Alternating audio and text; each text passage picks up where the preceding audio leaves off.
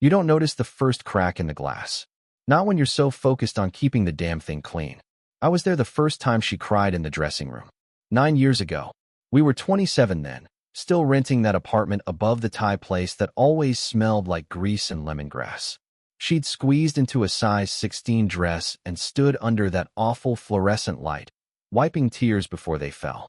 "I feel disgusting," she whispered. And I, like an idiot still believing love could fix anything, said, "Then we fix it together." That was the start of the journey. 1,000 chicken breasts, morning jogs in the freezing rain, gym memberships we couldn't afford, and pep talks at midnight when her cravings hit like withdrawal. I watched her sweat, sob, and spiral. And I stayed. Every single time. I didn't just love her through it. I invested in it. My time, my money, my damn soul. I cheered her through every pound lost like she was scaling Everest barefoot. But what no one warns you about is what happens when the outside catches up to the inside. Because somewhere along the way, the woman who used to curl up next to me in oversized pajamas stopped holding my hand. She started getting busy after work. Bought heels she didn't wear around me. Switched passwords. And then came the silence. Not the kind that screams. The kind that hums underneath the floorboards. The kind that tells you, you're already gone. She's just not done packing yet. She hit her goal weight last October. 138 pounds. Looked incredible.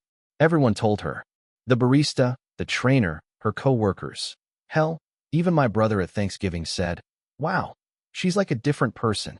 Yeah, she was. 2 weeks later, she sat me down like she was leading a corporate exit interview. No eye contact, just a deep breath and the words, "I think I need to explore who I am, now that I've changed." Changed. That word hit harder than anything she'd ever said. Like I hadn't changed too, become her coach, her therapist, her damn cheerleader. She filed for divorce before Christmas. Said it was amicable. Told her friends it was mutual. She even had the nerve to hug me after signing the papers. Said she'd always care about me. Sure. She moved out in January. Got herself a loft downtown. I stayed in the house we built. Every corner still smelling like her vanilla shampoo and broken promises. But here's the twist. The part she didn't see coming. While she was discovering her new life, chasing validation in filtered selfies and brunches with the girls who never saw her when she couldn't breathe in spin class, I was rebuilding. Not out of spite. Not at first. But when the silence stopped hurting and started whispering, "Remember who you were before her." I listened. And what came next? Oh, she didn't expect that. She thought she was trading up. She thought the man who loved her through every inch of her insecurity was someone she could outgrow. But regret has a cruel way of circling back. And trust me, she would regret it. After she left, the house felt like a ghost wore her perfume. The first few weeks were quiet, painfully so. I'd wake up and instinctively reach for her in bed, only to grab cold sheets and that echo of finality. Her side of the closet still held one old hoodie she forgot. I almost threw it out. Almost. Instead, I zipped it into a storage bag and shoved it in the garage. Like a body I didn't want to bury but couldn't keep in the living room. Funny thing about heartbreak, it either eats you alive or you chew through it. And I chewed. First came the gym. I'd been going before, mostly to spot her or stand around like a clumsy mascot while she did deadlifts. But now, I started showing up for me. No more sitting in the corner. I hired her old trainer, Jules, a guy with arms like suspension bridges and no time for excuses. "You her ex?" he asked the first day, raising a brow. I corrected. Now I'm just a guy tired of being the before picture. It hurt. At first. The soreness, the humiliation, the way I had to peel off my old self rep by rep. But something started to change. Not just the muscle. Though yeah, that came. I started sleeping better. Eating better. Thinking clearer. And the mirror, once my enemy, started nodding back. By April, I dropped 20 pounds. By June, 30. I started filling out shirts in ways I hadn't since my 20s.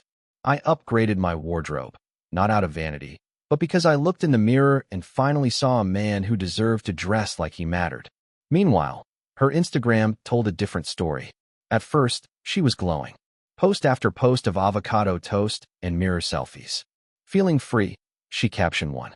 "Reclaiming my life." The comments were predictable. "You look amazing, queen." "Divorce glow up." "Leveling up, sis." But beneath the polish, I saw it. The hunger. It's a look you can't filter out. A strain behind the eyes. The attention high wears off fast when you realize compliments aren't commitment. That likes aren't loyalty. I ran into her in August. Grocery store. Aisle 6. Protein bars and almond milk. She didn't recognize me at first. Not until I said, "Hey." She blinked. Took a full second. "Oh my God," she whispered. "You look different." I smiled. "Just getting in shape. You know, finally focusing on myself." She asked how I was. Said she missed my cooking. That it was weird, not talking anymore. She laughed awkwardly. Tucked her hair behind her ear like she used to when she wanted to be forgiven. I nodded. Life's weird. But it's good. Her eyes lingered, scanning me, measuring something she hadn't anticipated. That was the moment I realized something. She didn't leave me because I wasn't good enough. She left because she never imagined I could be.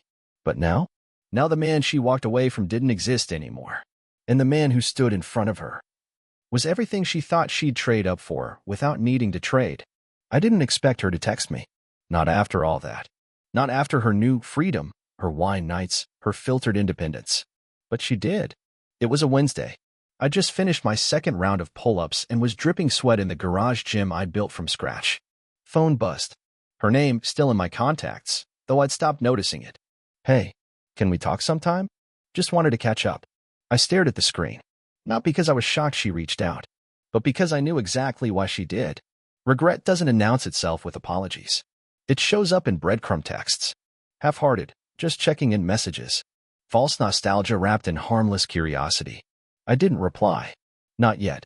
Let her sit with it. That night, I met up with Jamie. We'd worked together years ago, one of those rare souls who laughed without trying and looked you in the eye when she spoke. We'd reconnected at a hardware store of all places. I was buying lumber for the patio. She was hunting down garden lights for her mom. It wasn't a date that night. Just drinks. Just talking. Just real. But it was the first time I didn't feel like someone missing a piece. It's amazing how clarity shows up when you stop chasing the person who threw your heart in the garbage. The next day, she texted again. "I saw you the other day and I don't know. You look good. Like, really good." I waited 2 hours. Then finally replied. "Thanks. Been working on myself." 10 minutes later. "I've been thinking a lot lately. About us." There it is, I thought. The shift. The moment she realized her new life wasn't the upgrade she thought it'd be. Turns out, the guys in her DMs were good at sweet talking but allergic to commitment. They liked what they saw but didn't stick around to hold her when the lights were off. And all those wine-soaked brunches and flirtations? They were fun until the check came, and she had to go home alone. I'd become the ghost she didn't believe in until he started showing up in her dreams. She called me the next weekend. I let it ring. Then I called her back 2 hours later. Controlled. Calm. She sounded nervous. Not the confident, calculated woman who used to schedule my affections between calorie counts and cardio sessions. No, this was someone reaching out across the void she'd dug herself. "I made a mistake," she said. I stayed silent. I thought I needed to find myself. But I think I just lost the one person who actually believed in me. I didn't gloat. Didn't yell. Didn't give her the movie monologue she might have expected. I just said, "Yeah, you did." She cried. I could hear it. Told me she missed our Sunday mornings. Missed the smell of coffee from the kitchen. My dumb jokes during meal prep. The way I always looked at her like she was still beautiful, even before the weight came off. And you know what? She was right. I did look at her that way. But that man? He's gone. That loyalty? Spent. She asked if we could meet. Talk it through. Maybe see what was still there. I told her the truth. I've started seeing someone. It's early. But it's real. Her breath caught. "Is it serious?" she asked. "No," I said. "But it's honest. And that's more than I had with you for a long time." The line went quiet. Funny thing is, I didn't hang up to hurt her. I just didn't need her anymore. Not her validation. Not her guilt. Not her empty promises. That weight she used to carry on her body? She handed it to me for 9 years, and I carried it without flinching. Now, she could carry her own regret. People always talk about closure like it's some neat little ceremony. A conversation over coffee. A final hug. A handshake that says, "Thanks for the memories, now go ruin someone else." But real closure? It's not polite. It's not whispered. It's not found in a cafe or some apology text at 11:42 p.m. Real closure comes when you realize they didn't just leave you. They left everything you built. See, when she walked out that door with her yoga mat and her suitcase of new clothes, she thought she was walking toward a new life. But all she really did was step out of the one I spent nearly a decade building for her. She didn't just leave me. She left the man who cooked her grilled chicken and broccoli every damn night while she complained about plateauing. Gave up weekend beers with the boys to run 5 Burmese chots with her in the ring. Drove 30 miles at 2 a.m. to get the special protein powder she insisted helped with bloating. She left the house I spent years fixing up. The home I made ours. The one with the garden she never watered but always took credit for when guests came over. The irony? The more she became the woman she thought the world wanted her to be, the less she appreciated the man who helped her become it. And what did she trade me for? Some sales rep from her gym. Yeah, I found out. Corey, or Cody, or some other protein shake with a pulse. 6-pack abs and half a brain. Drove a leased BMW and quoted Joe Rogan like scripture. He made her feel alive, she said. Yeah? So did the electric bill I paid every month, sweetheart. They lasted for months. 4. Turns out, once the novelty wore off and she wasn't the center of a transformation story anymore, she was just another woman in a sea of filtered profiles and gym selfies. Meanwhile, I was building. I'd taken up woodworking. Started volunteering on weekends. Got a dog, Max, a mutt with more loyalty in his paw than she had in her whole body. And yeah, I kept seeing Jamie. Slowly. Honestly. She didn't care about abs or aesthetics. She cared about conversation. About effort. About how I treated the waitress and whether I remembered her mom's name. The kind of woman who made me laugh without me having to try so hard to matter. One night, I found an old photo. Her and me. Her heavier. Me younger. We were on the couch, laughing at something dumb on TV. She had popcorn in her lap and no makeup on. I looked exhausted but happy. We looked real. And it hit me. I loved her when she couldn't love herself. And when she finally did. She thought I was the weight she needed to lose. But she forgot something. I was the mirror. I was the proof. I was the reason she believed she could become more. And now? They say karma has no deadline. But mine showed up wearing heels and clutching a resume. A buddy of mine, Nick, runs HR for a mid-sized marketing firm downtown. Calls me one morning, voice low like he's about to spill national security. You're not gonna believe who just walked in asking for a job, he says. I sip my coffee. Let me guess. My ex-wife. Long pause. Dead serious. I laugh. Not because it's funny. Because of course it is. She burned the bridge and came back looking for firewood. Apparently, Prince Protein Shake didn't just lose interest. He introduced her to the reality of living with someone who thinks meal prep is a personality trait. He ghosted her somewhere around month 4, right after she posted a picture of the two of them kissing under some motivational gym quote like, "New body, new beginnings." Cute. She started freelancing after that. Tried building a little fitness brand. It lasted about 3 months and ended with a thread of passive-aggressive Instagram stories about how support is everything, and some people don't want to see you win. I guess I was some people. And now, here she was, walking into Nick's office, dressed in a pencil skirt in desperation, asking for a marketing job she once would have laughed at. She listed you as a reference, Nick adds. I nearly spit my coffee. What? Under former business partner, he says. I'm guessing that's the marriage? I shake my head, smiling grimly. Tell her I said best of luck. He doesn't call her back. She doesn't get the job. And that's when the messages start again, trickling in like little drops of guilt. I didn't appreciate what we had. I didn't realize how hard dating would be again. You were always the one who believed in me. No, sorry. No ownership. Just curated vulnerability designed to bait the hook. But here's the thing about men like me. Men who spent years shouldering someone else's insecurities. We don't fall for emotional coupons after the sale ends. And my store? Closed. By then, Jamie and I had settled into something steady. No drama. No reinventing herself every 90 days.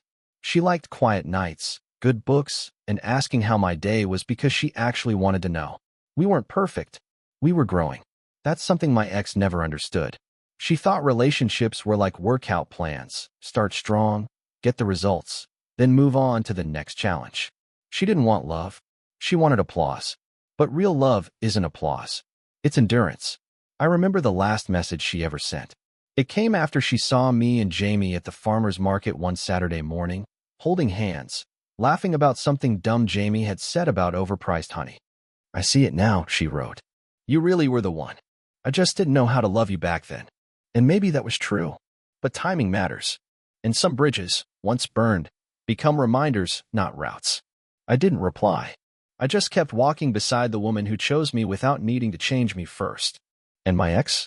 She kept chasing mirrors, hoping one of them would finally reflect the person she thought she'd become.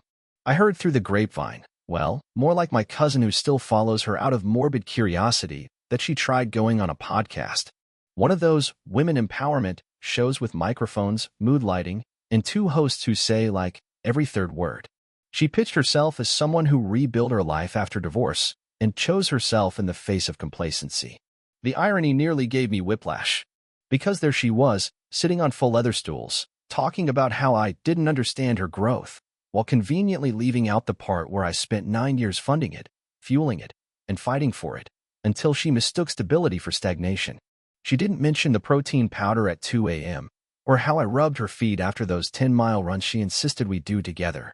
Didn't mention how I stood beside her when she cried in the fitting room, telling her she was beautiful when even she didn't believe it. No, in her story, I was the placeholder. The backdrop. The before-picture husband in her after-picture life. But even in the lies, I saw the truth. She was reaching, trying to spin her choices into empowerment when deep down, she knew. See, the applause that once came with her transformation? It faded. People stopped commenting fire emojis and "you go girl." Because eventually, everyone wants more than a before and after. They want substance. And she didn't have it. She had followers, not friends. Attention, not affection. That podcast episode barely cracked 500 views. Meanwhile, I was too busy living to care. Jamie and I had taken a trip, nothing flashy, just a cabin upstate. Fresh air. A lake. No Wi-Fi. We hiked in the mornings, cooked together in the evenings. She wore flannel and no makeup, and I swear she looked more beautiful than every filtered photo my ex ever posted. One night, by the fire, she asked, "Do you ever miss her?" I paused. Not because the answer was hard, but because I wanted to give it the weight it deserved. "I miss the idea of who I thought she was," I said. "But the real her? I think I've been mourning that for years, long before she left." Jamie didn't respond. She just leaned against me, like she understood without needing more. That was the difference. With my ex, love was something I had to earn. With Jamie, it was something I could trust. And as I sat there with her head on my shoulder, the fire crackling, and the stars above us unfiltered and unapologetic, I realized something. I hadn't just survived betrayal. I'd been freed by it. Because when someone throws you away thinking they can do better, and you become better than they ever imagined, you don't chase closure. You become it. You think, for a while, that closure comes with an apology. You imagine it, her teary-eyed on a doorstep, maybe months or years later, finally saying the words that mattered back when they could have changed something. "I'm sorry. I didn't see what I had." But the truth? Closure doesn't come from apologies. It comes when you realize you wouldn't believe one even if you got it. I used to lie awake at night, wondering if I was too boring, too predictable, if being loyal and consistent somehow made me forgettable. That's the real damage of betrayal. It makes you doubt your own worth, not just their judgment. But over time, I stopped twisting myself into knots trying to understand why she did what she did. Because the answer wasn't complicated. It wasn't layered. It was selfishness, wrapped in self-improvement. She convinced herself she was outgrowing me, when in reality, she was just discarding the parts of her life that reminded her of who she used to be. And I, unfortunately, was Exhibit A. But I wasn't angry anymore. I'd gotten stronger, not just in the gym, but in the silence. The kind of strength that comes from realizing you don't need someone to say sorry to finally heal. You just need to stop waiting for them to. I passed by her one day at a mutual friend's baby shower. One of those backyard setups with rented chairs, pastel balloons, and just enough tension to keep the gossip interesting. She was there. Alone. Hair done. Makeup flawless. But the smile? Thin. Fragile. She walked up, said hi. Told me I looked good. I said thanks. She lingered. "You look really happy," she said. Almost like a question. "I am," I said. Took a while, but I found my footing. She nodded, eyes scanning the yard like she was trying to find an escape hatch in the conversation. Then came the line, "I didn't mean to hurt you." I shrugged. "Maybe not. But you did." She blinked. not expecting that. She thought I'd soothe it, say it's okay, I've moved on. She needed that. Not for me, for herself. I wasn't trying to replace you, she added, quieter now. But you did, I said. With someone who wanted the version of you I helped build. Just didn't want to keep building with me. Another long pause. Well, I guess I wasn't ready for someone like you. I gave her a small, tired smile. No, you just weren't worthy of someone like me. Then I turned and walked away. Not because I was angry, but because for once, I didn't need to prove my value to someone who already spent it like loose change. When Jamie came up and took my hand a few minutes later, I didn't have to say anything. She just squeezed it, like she already knew that part of me, the part still holding out for some kind of what if, had finally died. It didn't need a funeral. It just needed to be finished. You ever wonder what it's like to become the man she never saw coming? Not out of spite. Not some revenge body flex. Not a midlife crisis with hair dye and desperate dating apps. But a quiet, ruthless evolution. Born from the kind of pain that either crushes you or carves you into something better. She had this picture of me. You know, this sweet, dependable guy who'd hold her purse outside the dressing room and pretend to care about Pilates stories. The man who'd foot the bills, fix the leaky faucet, and never question why work happy hours went 3 nights a week. That man. He died the moment she packed her gym bag and walked out. What rose from the ashes wasn't angry. He was focused. I started waking up before the sun. Not because I had to, but because I wanted to. My day started with iron, deadlifts, and discipline. By 6 a.m., I'd already pushed past limits she never even knew I had. I started building my own thing on the side. Took my skills, years of fixing everything from busted plumbing to home networks, and turned it into a service. Clients came easy. You'd be shocked how fast your name spreads when you show up on time, fix things right, and don't try to upsell. The money? Let's just say I wasn't scraping together protein powder anymore. I read more, slept better, cooked for myself like I mattered. I wasn't just surviving. I was thriving, on a level she couldn't touch. And all around me, things grew. Jamie and I, we were no fairy tale. No forced fireworks. Just real. She saw me. Not the man she hoped I'd become, but the man I was, scars and all. I remember one night, we were at her friend's house for a little dinner party. Casual, low-key. One of her friends asked how we met. Jamie told the story, nothing flashy, just honest. When she got to the part about my divorce, her friend raised an eyebrow. So you're the guy who got traded in? Jamie grinned, didn't miss a beat. Nope. He's the guy who leveled up after someone couldn't see his value. That stuck with me.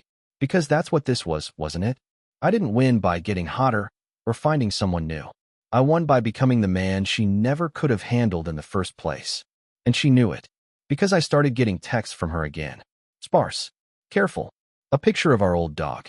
A random song lyric. One time, she sent a photo of a restaurant menu with "Remember this place?" Yeah, I remembered. I remembered the time she threw a fit because the chicken was grilled instead of poached. The time I apologized to a waiter for her attitude while she sulked over calories. I didn't respond. You don't feed ghosts.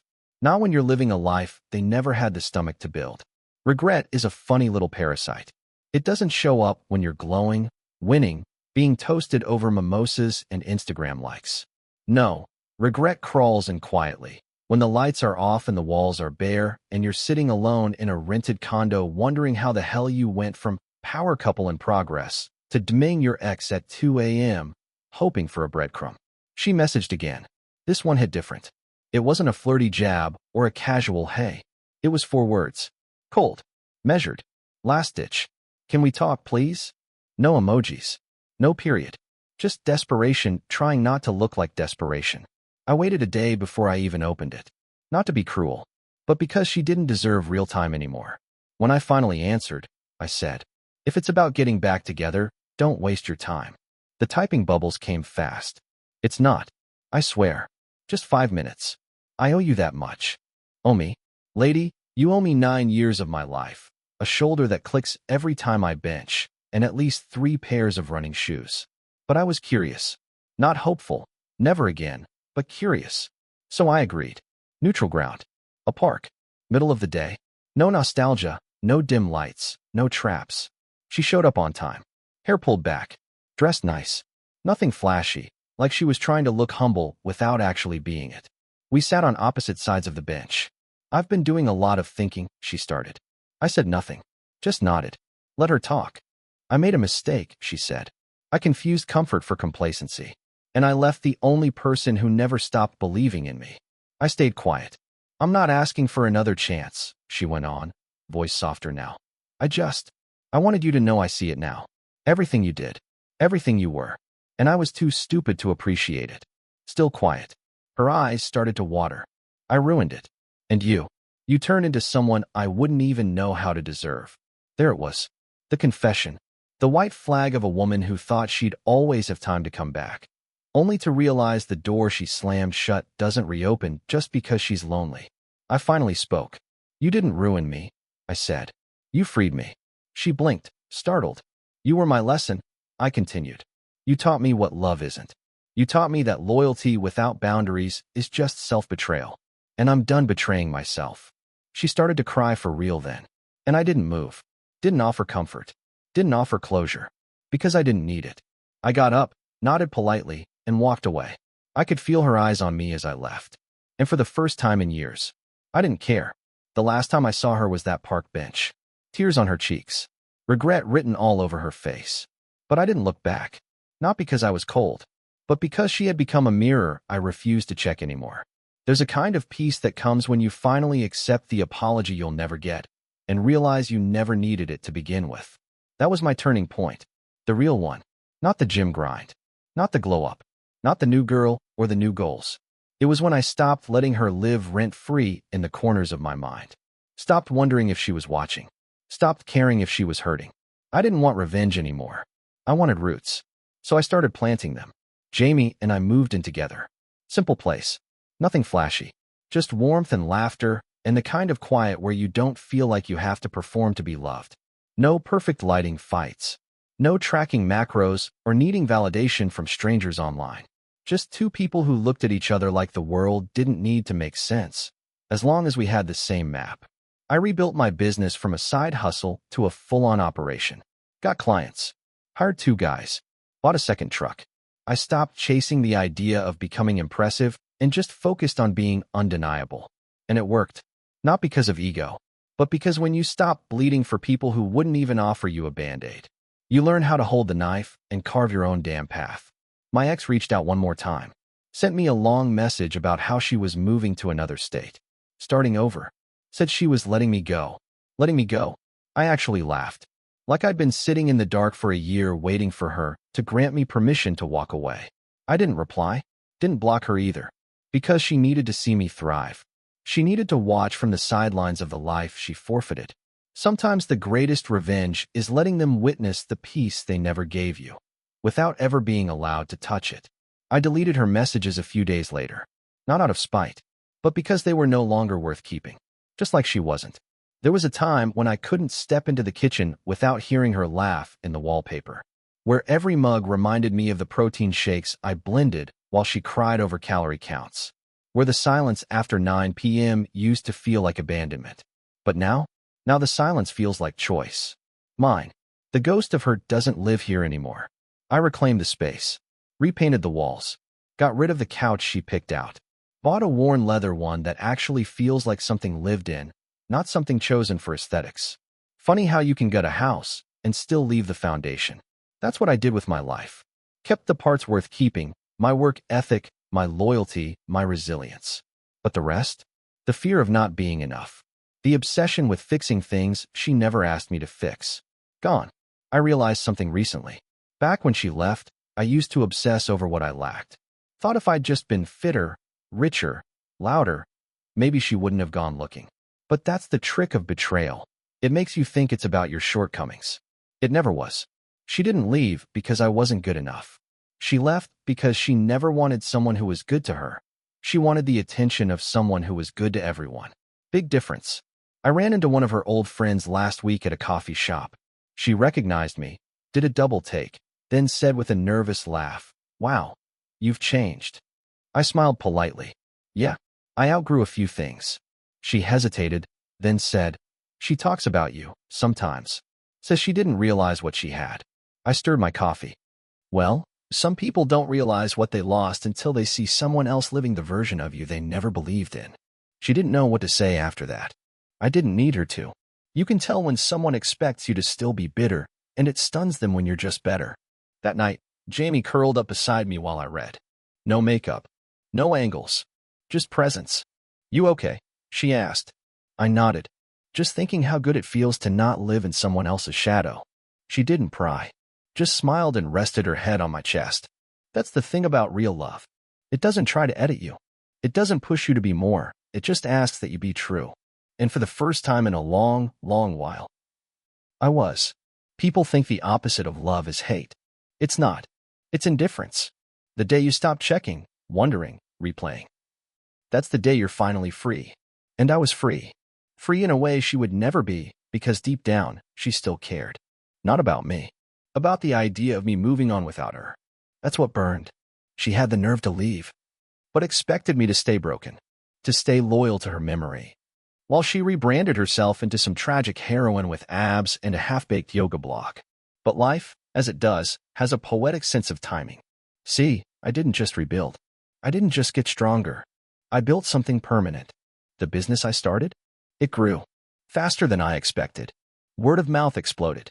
I hired 3 more guys. Took on commercial contracts. Jamie helped redesign the brand. Gave it a voice I never had.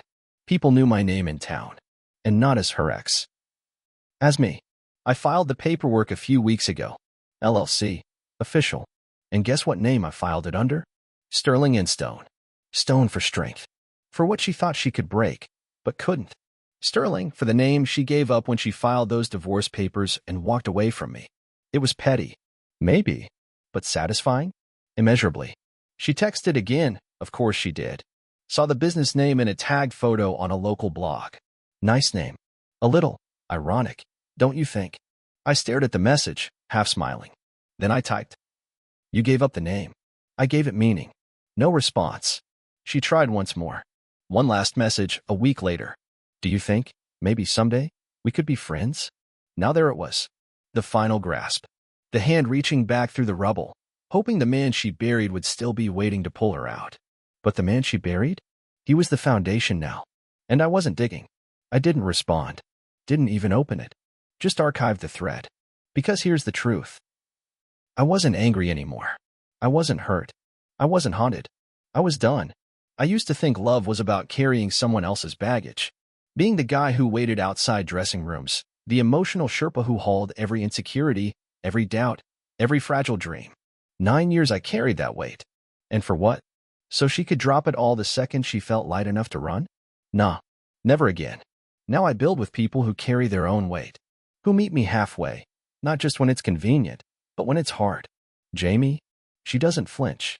When I told her I wanted to expand the business, take on more than I'd ever handled, she didn't say, "Are you sure?" or "Don't burn out." She said, "What do you need from me?" That's partnership, not performance. I went back to my hometown last weekend. Visited my dad's old shop. Closed down now, the paint peeling off the bricks like a memory slowly fading. I stood in front of it, remembering the afternoons I spent there watching him fix things with patience and quiet skill. He used to tell me, "Don't build for applause, son. Build for endurance. Let the world test it, and when it holds, they'll know who you are." I didn't get it then, but I do now. I'm not building a rebound. I'm building a legacy. The kind of life that doesn't need a caption. The kind of love that doesn't need a filter. The kind of man who doesn't need to be someone else's reward for getting their life together too late. I don't date to prove a point. I love without keeping score. Because I already won. And her? She's just another lesson. A name in a chapter titled, What I Survived. I don't bring her up anymore. Not because I'm hiding it, but because she doesn't deserve space in a story she abandoned. This is my story now. And I write it with steady hands. No edits. No apologies. Just stone and sweat and truth. It was a charity event. Funny, isn't it? The kind of place you expect plastic smiles and forced small talk. But instead, that's where the last thread between us finally snapped. Jamie and I had been invited, through a mutual client who loved the renovation we did on his company's office. Black tie affair. Local donors. Open bar. And a guest list peppered with the kind of people who knew her name, once upon a time. I wore a navy suit.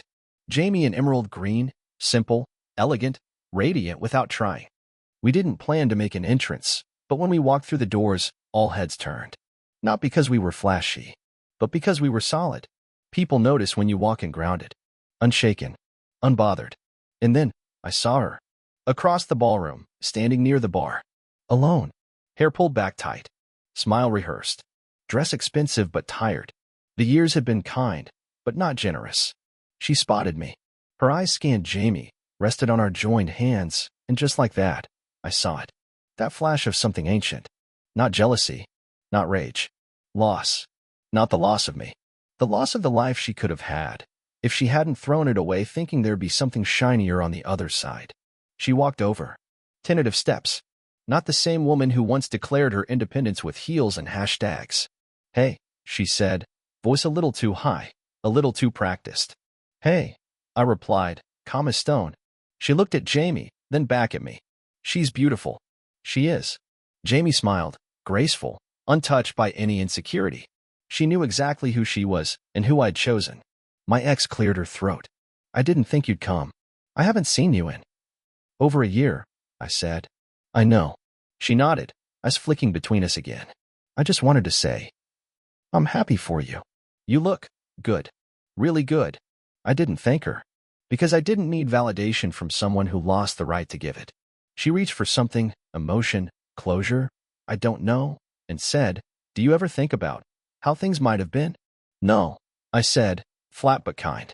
I live in the life I built, not the one someone else walked out on. She blinked, like she expected a softer version of me, like the man she left behind might have come crawling back in a better suit. But that man didn't exist anymore. I turned to Jamie. You ready to head in? I asked. She smiled and nodded. I looked back at my ex one last time, and in her eyes, I saw it. The final, unmistakable truth. She wasn't watching me. She was watching what I became after her. And that was something she would never hold, never touch, never earn. I woke up before the sun. The house was quiet, but not the hollow kind of quiet it used to be, the kind that wrapped around you like regret and smelled like old perfume. This was peace. Jamie was still asleep, her hand resting gently over my chest. Max, our dog, snored softly at the foot of the bed, and outside, the sky was just starting to flirt with daylight. I made coffee, stepped out onto the porch, and watched the world wake up around me. No performance. No pretense. Just breath in, breath out. This was it. Freedom. Not the kind you chase in clubs or behind new faces. Not the desperate, echoing kind she claimed when she walked out and called it self-discovery. This was earned freedom. Fought for. Bled for. The kind that only comes after you've lost everything you thought you needed. And realized you never needed them. I wasn't angry anymore. Wasn't bitter. Didn't want revenge. Didn't need an audience. I had rebuilt my life one decision at a time. Not louder, clearer. Not bigger, stronger. The people around me now? They didn't applaud my past. They stood beside my present. Jamie came outside a few minutes later, barefoot, hoodie over her pajamas, hair a beautiful mess. You already thinking about work? She asked, smirking. Nah, I said. Just thinking. She leaned on my shoulder. You okay? Better than okay, I said. I'm free. And I was. Free from the weight I carried for someone who mistook love for leverage.